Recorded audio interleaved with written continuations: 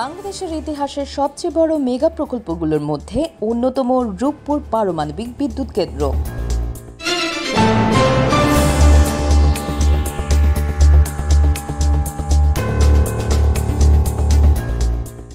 রূপপুর প্রকল্পের সরবরাহ নিয়ে দেখা দিয়েছে নতুন জটিলতা, বিশেষ করে পারমাণবিক জ্বালানি, যন্ত্রপাতি ও প্রয়োজনীয় সরঞ্জাম পৌঁছাতে সময় নিচ্ছে আরও বেশি।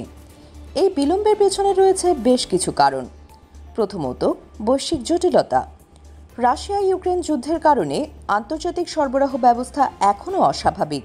বিশেষ করে রাশিয়ান পারমাণবিক এজেন্সি রোসাটমের মাধ্যমে এই প্রকল্পের অনেক সরঞ্জাম পাঠানো হচ্ছিল, কিন্তু পশ্চিমা নিষেধাজ্ঞার কারণে বিভিন্ন দেশের বন্দর দিয়ে সরবরাহে সমস্যা তৈরি হচ্ছে।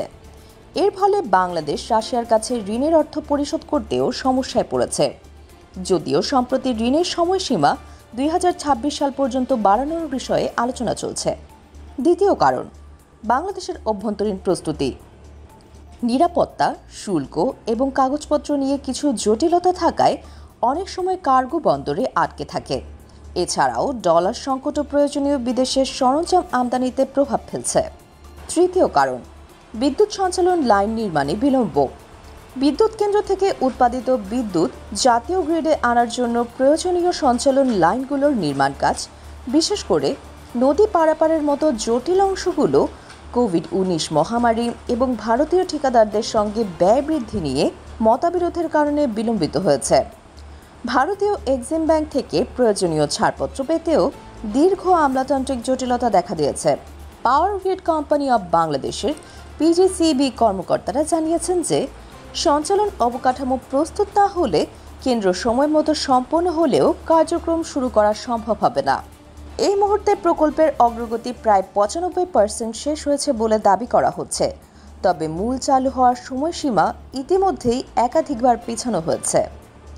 প্রকল্পটি চালু হওয়ার কথা ছিল 2023 সালে, পরে তা পিছিয়ে 2024 সালের মাঝামাঝি করা হয়, কিন্তু এখনও নতুন সময়সীমা স্পষ্ট নয়। বিজ্ঞান ও প্রযুক্তি মন্ত্রী এবং বিদ্যুৎ জ্বালানি ও খনিজ সম্পদ প্রতিমন্ত্রী উভয় নির্ধারিত সময়ের মধ্যে কাজ শেষ করার চেষ্টা করছেন এবং সমন্বিতভাবে কাজ করার কথা বলেছেন। এই বিলম্বে দেশের বিদ্যুৎ খাতে কী প্রভাব পড়বে, আর কতদিন অপেক্ষা করতে হবে রূপপুরের বিদ্যুৎ দেখার জন্য?